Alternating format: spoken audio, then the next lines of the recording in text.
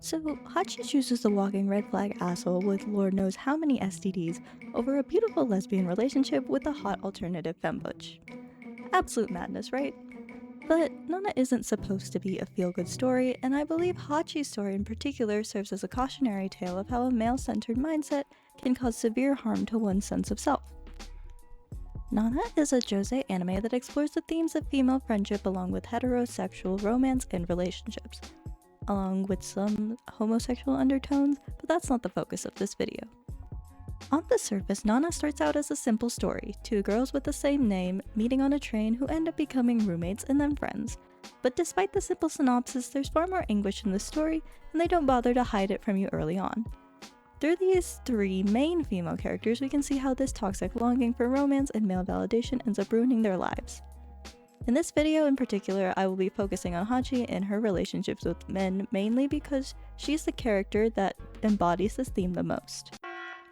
And I'm gonna stop here and say that this video going further will discuss some themes such as toxic relationships, sexual assault, grooming, pedophilia, and trauma. I won't go into morbid detail or anything, but these issues do come up and are fairly prevalent to the topic at hand. So if you're sensitive to any of these things, I would advise you not to watch this video, and probably not Nana either. Now, Hachi, whose real name is Nana Komatsu, is introduced to us as the first main character, and she presents herself as an emotional yet resilient girl who makes impulsive decisions and is obsessed with romance. This is mostly normal for a shoujo anime, as we've seen this character type often with reverse harem or even romance anime. However, unlike in these animes where the naivety is conveniently cutesy and innocent, and the male lead will always come to save a clumsy female protagonist, that's not the type of show Nana is, and Hachi's naivety leads her to a dark place in the very first episode. As she's introduced, Hachi reveals that her parents didn't give her much attention as a child, and this leads her to not understanding dangerous situations, as well as searching for attention in other people and being very dependent on others. Hachi is a dreamer. She likes the idea of romance, and she's always wanted a boyfriend, though she always seems to have a crush on men who are older than her. For the most part, nothing happens and these men don't pursue anything with her, but everything changes when she encounters Asano Takashi at a movie theater. Asano is 29 years old and married, and Hachi is 17 years old when this happens. And from the start, it's clear that Hachi sees this as a romantic relationship, and she dresses up for him and tries to have conversations. But as you can predict, he's only interested in one thing. This is Hachi's first ever relationship, and it ends with her being discarded by him before her high school graduation, and with Jun, her best friend, consoling her in the bathroom. Now, Jun is portrayed as a harsh, no bullshit sort of person, but it's clear that her approach makes Hachi internalize her feelings. Jun blames Hachi for not knowing better and even jokes about the relationship, albeit in a comedic manner at first, and Hachi in turn acts comedically dramatic about this in the moment. But it's very clear it's something she does not want to talk about. She acts fine for the most part, but we can see later, when she's vulnerable, that this whole relationship has disillusioned her and her view of love up to the point that when a new potential love interest shows up, she's wary and she wants to keep distance from him. Hachi isn't even an adult at this time, and the difference in maturity and expectations definitely should shift the blame on Asano. More so, it's interesting how Jun sees Hachi as the main problem in this scenario, when it's clearly the opposite, as Hachi is very naive and also hasn't even graduated high school yet when this occurs. This shows a sort of casual misogyny at this time period, with these unfair expectations for women to somehow understand social dynamics and consequences even at young ages. This is a common thing that happens in real life as well, unfortunately, and we'll see this pattern repeat consistently throughout the series, mostly towards Hachi. Next we meet Shoji, who clearly likes Hachi, but Hachi is not ready for a relationship, coming off of her experience with Asano. Jun doesn't tell Shoji any of this, and while it isn't her place to say either, this causes a lot of misunderstandings between Shoji and Hachi. Hachi only wants to stay friends with him because she's scared of getting hurt again, and Shoji thinks she's playing hard to get. Shoji is said to be a good guy, and the manga takes care to emphasize this, but in reality, he comes across as a quote-unquote nice guy. On most day-to-day interactions, he acts bubbly and happy in public, though in private, he says things that are callous and somewhat threatening towards her, and even gets frustrated when Hachi doesn't return his advances. This culminates in him yelling at her under the premise of her being childish, but it's really only about her seeing him as a friend. Though Jun yells at him for leaving Hachi alone at night, the issue of Shoji's entitlement is never really called out by any of the characters, though I suspect this is due to lack of knowledge rather than willful ignorance. And so they go look for Hachi. Meanwhile, Hachi ends up running into Asano again, and he indirectly tells her that he did consider being with her at times. Hachi seems to find some sort of closure with this, thinking that the relationship wasn't a waste, because he did love her. Love in quotes, because I'm still pissed even if she isn't. From there, after Hachi makes it back, Shoji confesses he likes her and then asks her to sleep with him. Hachi tells him he has to say he loves her first or she won't do it, which is reasonable. He doesn't want to say that though, even as Hachi pleads, and when Hachi goes to make tea, he hugs her. Hachi then says that even if he didn't say, she heard the words "I love you" in his heart. Which, girl. Look, it's definitely not Hachi's fault because no one ever taught her about relationships and what to look for, aside from looking at TV shows and manga, but he didn't even say the words. Either way, Hachi gets into her second relationship, which is long distance. After a few months pass, Nana decides to go to Tokyo to see Shoji again, and this is where we get the iconic scene of the two Nanas meeting. Now, I would love to talk about that further, but unfortunately this video is about terrible men. Anyways, long story short, both Nanas agree to start living together after a series of random events. Throughout this, Hachi is excessively focused on her relationship with Shoji, moving in with him and then moving out because she doesn't want to burden him. She's overly dedicated towards him. She does everything related to her future for him, until she starts becoming more focused on her new friendships, which serves as her sort of arc in this relationship.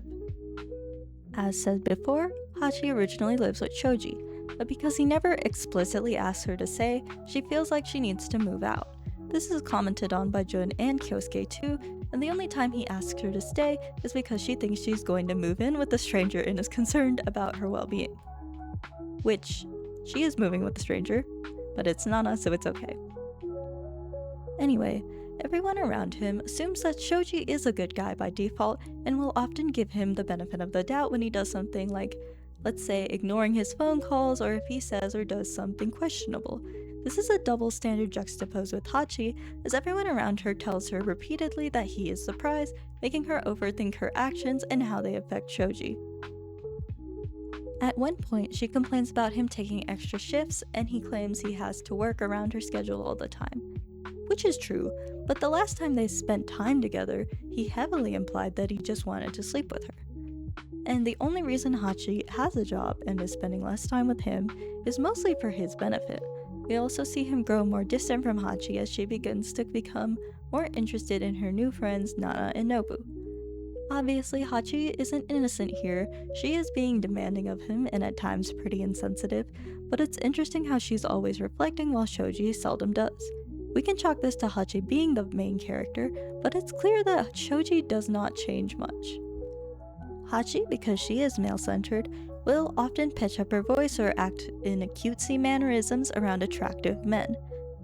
She never goes to the point of emotionally cheating on Shoji, but her friends will still call her out whenever she does it. Now, meanwhile, Shoji does start emotionally cheating on Hachi, and Kyosuke, who is supposed to be his friend, doesn't really call him out that much. So, for reasons that have been stated, Hachi isn't exactly the best girlfriend throughout this entire relationship, but it's also worth noting that Shoji did already know that when he started pursuing her. People have repeatedly told him that she is a handful, that she is boy crazy, all that stuff, and even still, he was the one who pushed for the relationship. So it's a little bit scummy that he doesn't just communicate with Hachi about how he feels. He even refers to Sachiko, the girl he is emotionally cheating on Hachi with, as a welcome diversion and a total relief to be around. The diversion being from his literal girlfriend. Jun finally decides to confront Shoji and tell him that he needs to choose or he's a dumbass. But what Jun never does is tell Hachi, which is absolutely ridiculous. But anyway, to no one's surprise, Shoji ends up cheating, and Hachi finds out before he breaks up with her, naturally for the juicy drama. But more importantly, there is an interesting line that is said here. It is, and I quote, "I had too much pride to fight for someone who hurt me, so of course I lost." I think it's definitely a weird way to phrase not wanting to take back someone who cheated on you. Hachi hasn't lost anything but dead weight. It is possible to forgive someone for hurting you and to stay with them, but she sees herself as a failure because she couldn't keep him. This is a sort of outdated view some women have, that if someone cheats on them or leaves them that they didn't do enough, and it's something that a sheltered Hachi believes is true. Jun even tells Hachi she should have been more considerate of Shoji, which is interesting because how are you supposed to be considerate of someone who doesn't communicate with you? Anyway, Hachi decides quite sensibly to take a break from men for the time being and to focus on herself and friends. And then, after going a little bit back and forth on considering some possible romantic options, even though she told herself that she wasn't going to focus on men, the biggest red flag arrives. Takumi. If you've read Nana, you know this is gonna be bad. Anyways, while Nana was considering Yasu and Shoji and Nobu, who are all pretty reasonable choices, Takumi is wildly different. Because Takumi is a terrible person, but he's also a very honest person, though we don't exactly see the red flags until later on. And I want to take a small moment here to analyze again. I think this is an interesting period in her life where she really does try to make an effort to disconnect from seeking relationships, but she can't seem to bring herself to do it. Seeking validation in general is natural for most people, but if it's something that you become dependent on, it can become toxic and unhealthy, and it's difficult to free yourself from this mindset. I think, for me personally, this is why I'm so drawn to Hachi's character in particular, because she really does encompass a struggle that many people, including myself, have. For her specifically, it's romantic relationships, and though I'm not really attracted to men, I used to identify as bisexual because of my compat, and because I believed that the validation I got from men was more important than women. Which is obviously not true, but seeking male opinions as more valid is very common. Statistically, according to the United Nations Development Program, 90% of men and women globally are biased against women. And yes, and women. And it makes sense that that is the case. It takes a lot of effort to unlearn that sort of mindset, since historically it's been very, very recent that women have gained rights. It was 1948 when women got the same guaranteed rights as men in Japan, and Nana takes place in 2001, which isn't even 50 years. So it's easy to see why Hachi finds it so hard to abandon this mindset. It's only very recently that women could be able to completely depend on themselves without a man. Also, definitely pretty unhelpful that people around her expect her to be in a romantic relationship. In an earlier chapter, we learned that Hachi's mother had saved up money for Hachi, but it wasn't for her education, it was specifically for her dowry and wedding. The only person actively pushing Hachi towards change is Jun, but she comes off so harsh that Hachi sort of avoids it. I think a lot of women do fall into this trap because we are fed romance stories for so long as children. Nothing against romance, of course, but it's often more than not that a happy ending usually has a romance with an attractive man in a story aimed for young girls. I think this makes us as women sort of put romance on a pedestal of the end goal, when in reality, your own self-development should be the end goal. I think most people can agree that only seeking out romance and having your emotional state depend heavily on other people is unhealthy, but unfortunately Hachi is still learning the hard way. So Hachi ends up having a one-night stand with Takumi, and this is where we all boo. Okay, but importantly, Hachi thinks that it will be a casual thing with no strings attached, but it's Takumi who makes it a point to say that he does want to see her again, which sort of makes her spiral, because Takumi is giving a promise that she's heard before, and it makes her not want to do anything with him. Still, she does have sex with him, and even though she feels ashamed of it, she does it because she wants to feel loved so badly.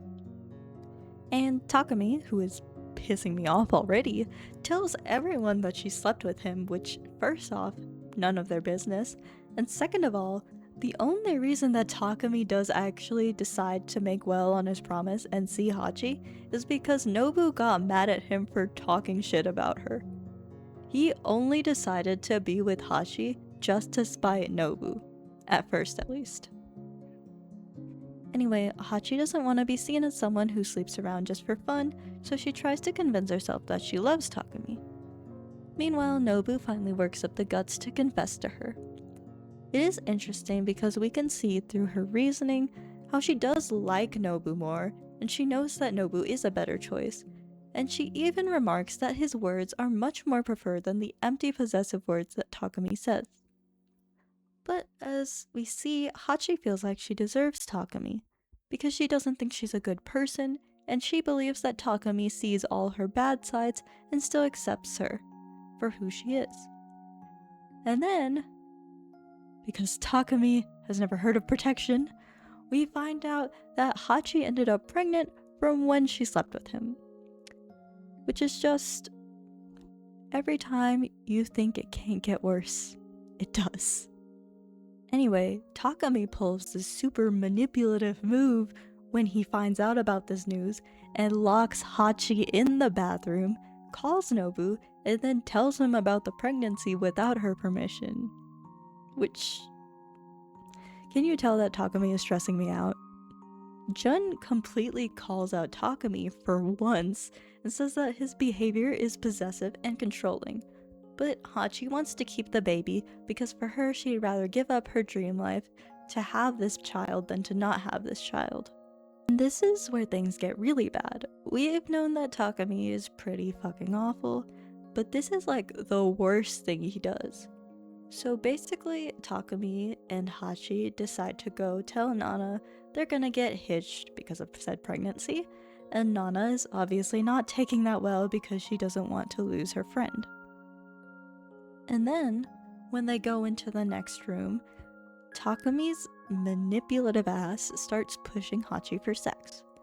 She obviously doesn't want to because life is a literal shit show right now, and her literal best friend is like a door away. But Takumi yells at her for saying no and guilt trips her into it. Which, if you have to trick someone or manipulate someone into having sex, that is a non-consensual act. Hachi doesn't really see this act for how bad it actually is, and though Takumi is actively putting her in a position where she can't see her friends who are her main support system, since we repeatedly see that her family does not worry for her at all, she feels like she loves him. I say the word feels like as my own interpretation because it's clear to see that Hachi's yearning for male attention and validation has put her in several relationships that are toxic and unhealthy, not only for her but even sometimes for people around her at times. She even remarks on this herself, saying that she only falls for toxic and terrible men. Now, it's a common pattern for those who were in abusive relationships to tend to seek out those same relationships later in life. And because Hachi never really takes the time to heal herself, she keeps on getting dragged into this cycle. Takumi repeatedly ignores Hachi's feelings and boundaries if her wants don't align with his, and at one point Hachi compares to loving him as Stockholm Syndrome, a sentiment that Takumi himself feels about his own views on love. And then he also cheats on her, because why not? Now, Nana isn't exactly a finished story. It's been famously on hiatus for a while, but currently from what we see in flash forwards, Hachi is still with Takumi and their relationship is still unhealthy. But I think this ties into the greater theme of the story that, to quote from Perks of Being a Wallflower, we accept the love we think we deserve, and of course the greater theme of Nana overall, you can't own another person. Nana says this line first, I believe, and the meaning in the context of the story is that there will never be a way for someone to think and act exactly like you. and you can't keep people forever. Girls are often brought up to see romantic relationships as this all-encompassing desire, but the truth is people will be people, and there's nothing that's perfect when it comes to humans. Hachi sought out relationships with men in order to feel like there was a person who would stay with her forever, but there's no such thing as forever, and if you try to chase a forever with a person, you'll never be happy. And I guess that's sort of a negative thought to end it on, so speaking more broadly, you can also think about it like this. There is one person who will stay with you forever, and that's yourself. And maybe if you're insecure, like me and many others, that can be a little disheartening. But because we are human beings, we can change and grow, and one day, you won't feel like you need people's validation to be happy, as long as you work on yourself. This video was probably a lot harder for me to make than any other so far, which isn't saying much because I only have 2, but I think this was a video I needed to make more for myself than anyone else. So I'm happy I got to talk about it to my 17 subscribers. Anyways, thank you for watching. I'll see you next time.